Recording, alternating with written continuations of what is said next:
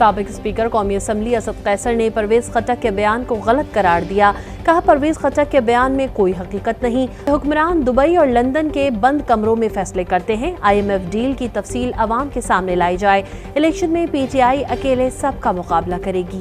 Party نے اپنا موقف دیا ہے اور اس نے پوری وضاحت کی ہے, تمام ایکسپلین کیا ہے اس کے اوپر, اور میں سمجھتا ہوں کہ اس بیان میں کوئی حقیقت نہیں ہے. یہ حکمران جو ہے نا فیصلے بھی باہر کرتے ہیں, ان کے فیصلے بھی دبئی میں ہوتے ہیں, لندن میں ہوتے ہیں.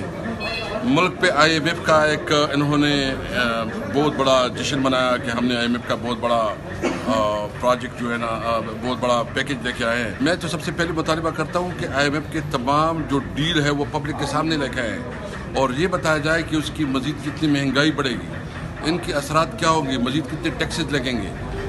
اسٹار نیوز جیو پاکستان کے لیے.